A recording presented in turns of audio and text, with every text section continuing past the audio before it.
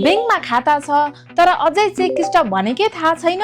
Stop payment भनेको खातावालाले बैंकलाई यो check प्रस्तुत भए पनि यसको पैसा नदिनुहोस् भनेर दिने निर्देशन हो। यो सुविधा विशेष गरी चेक हराएको, चोरी भएको वा अन्य कुनै उचित कारणले चेकको भुक्तानी रोक्नुपर्ने अवस्थामा प्रयोग गरिन्छ। त्यसका लागि खातावालाले सम्बन्धित चेक नम्बर उल्लेख गरी बैंकमा स्टप पेमेन्टको अनुरोध गर्नुपर्छ।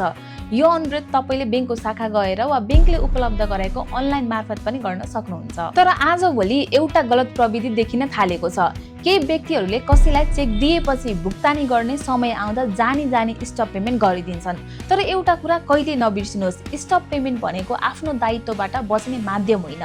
यदि गलत उद्देश्यले चेक रोकिएको प्रमाणित भयो भने सम्बन्धित कानुनी प्रक्रिया वा आवश्यक कारबाहीको सामना गर्नुपर्ने हुन्छ। त्यसैले स्टप पेमेन्टको प्रयोग उचित र वास्तविक कारण हुँदा मात्र गर्नुहोस् र यदि तपाईको चेक हराएको छ भने छिट्टै बैंकमा स्टप पेमेन्ट गराउनुहोस्। तर स्टप पेमेन्ट गरेर मात्र नबस्नुहोस्, नजिकैको प्रहरी कार्यालयमा पनि जानकारी दिनुहोस्। किनभने तपाईको हराएको चेक कसैले फेला पारेर पछि यो चेकको आधारमा मैले रकम पाउनुपर्ने थियो भनेर दाबी पनि गर्न सक्छ।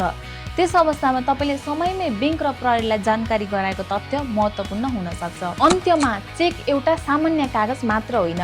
यसको गलत प्रयोगले आर्थिक, कानुनी र व्यक्तिगत रूपमा अनावश्यक झन्झट निम्त्याउन सक्छ। त्यसैले आफ्नो चेकबुक सधैँ सुरक्षित राख्नुहोस् र आवश्यक परे मात्र प्रयोग गर्नुहोस्।